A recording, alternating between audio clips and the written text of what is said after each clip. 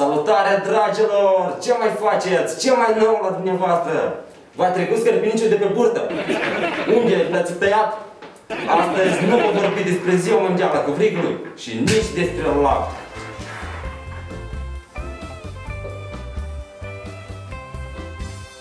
Laptele Moldova e foarte bun.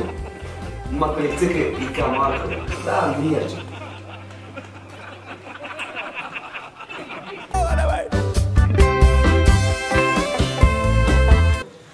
Pentru a ne aprofunda mai larg în subiectul despre agricultură, îl avem astăzi invitat în studioul Indeed Moldova pe domnul Calispir Aligioare, savantul care a descoperit că în urma mâncării a 10 kg de bomboane poate să ne doară burta. Și tot el este fondatorul formulei oului prăjit de găină. Domnul Aligioare, nu sunteți mai repede veniți în studio. Domnul Aligioare. Serviți!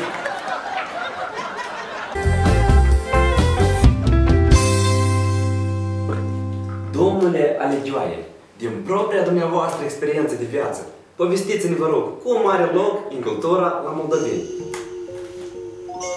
Domnul Aligioare,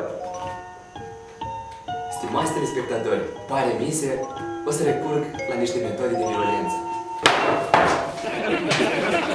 Domnul Aligioare, treziți-vă, vă rog, e studioul Indeed Moldova.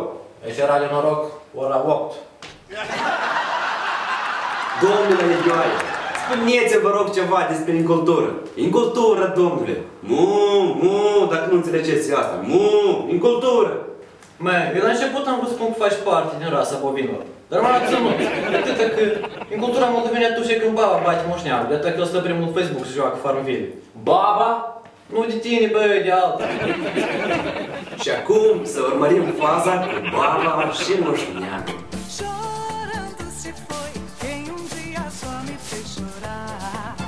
Женя! Женя! Și Vasile! Ia la iubata și fotcă s-o pus pe Facebook. Tu iarăși ești Facebook, băi! Dar ce vrei? Tu și mulți vaca! Care vacă? Dar eu știți-ți!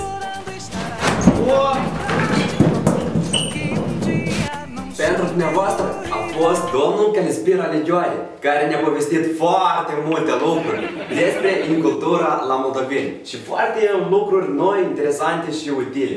Domnul Aligioare, un prime din partea noastră, un copil. Dar puteți să luați și mai mulți, 2 copii.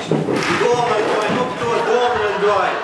E de frumusețe să stau mai mult aici, domnul Aligioare!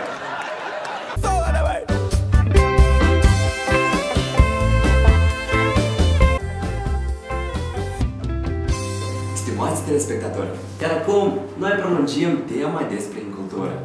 Atunci când vine vorba de luat un reportaj de la moldovenii noștri, ei se împart în două categorii. Prima categorie este compusă din moldovenii fricoși, care pur și simplu se tem de camera de luat vederi. Ei fug după copac, fug după bloc, fug în canalizare, fug la bunica, fug din Moldova, doar ca să nu fie filmați. Iar a doua categorie de moldoveni este compusă din oamenii care vor măcar un pic să-și exprime propria agricultură, care au un suflet în fața camerelor de filmat.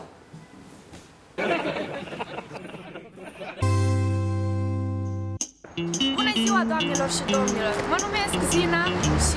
Fraților, mă filmați-mă și pe bine, mă, să-mi exprim un pic indolianța, frate! Să mă vadă o țară întreagă! Mi-a cumpărat ciorapi.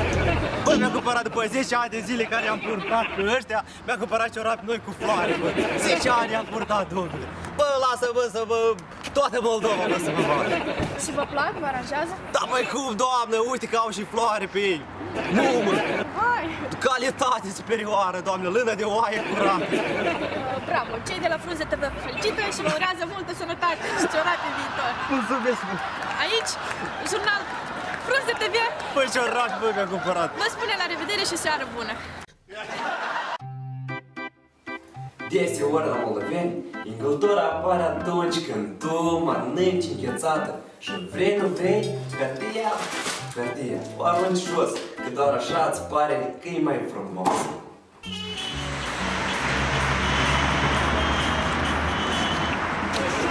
Dar nu-i hârtia mea, cineva la balcon, crezi că o aruncă altul. Dar nu-i hârtia mea. Dar nu-i hârtia mea.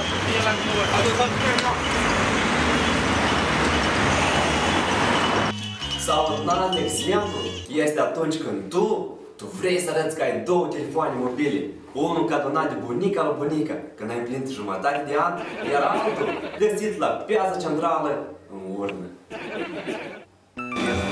Alo! Da, bun! Da! Spun că vreau și 2 GB viață la minte, rog frumos, da? Da! Nu! N-are virus! Spui sincer, n-are virus! Stai ca să mamă! Da, mamă! Da, să faci cotlete! Nu mă arăși tu ești cotlete ca să avem mulți oameni! Domnule, te rog frumos, Moise. Stai, mamă, ia, bam, Boris, stați să leac! Stați cineva își cere 2 lei! Și domnule! Moise, te rog frumos. Da, mam, cineva își cere 2 lei, dar nu-i nimic, da! Da! Bun, Boris, fii ia la mine!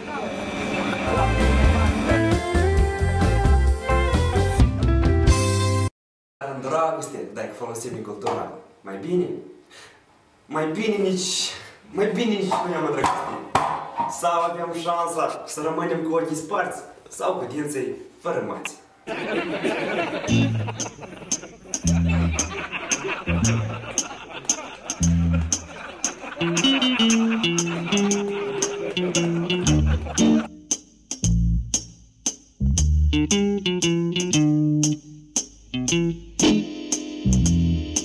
Ticule, pui, vreau să văd ceva dulce de la tine. Vrei dulce? Da, pui. Zahăr, miere, ce mai este dulce, ciocolade.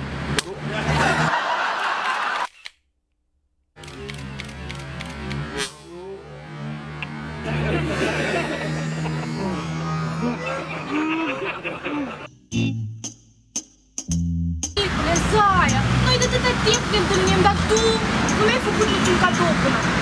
Cadou? Da. Eu pentru tine am un cadou azi. Da? Vrei cadou? Da. Stai cacuș. Da. Gumă, vrei? Da. Stai cacuș. Oh. Mai ce atâta? Cadou.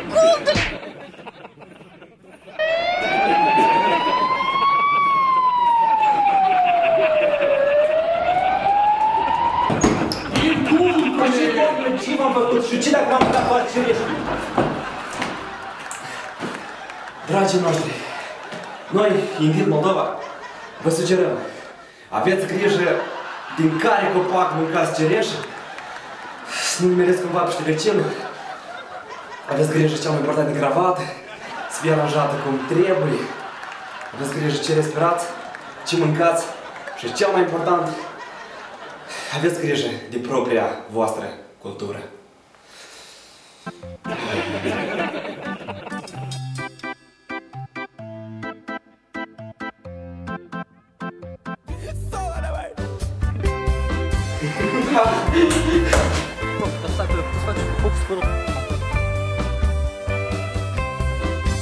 S-a făcut update la...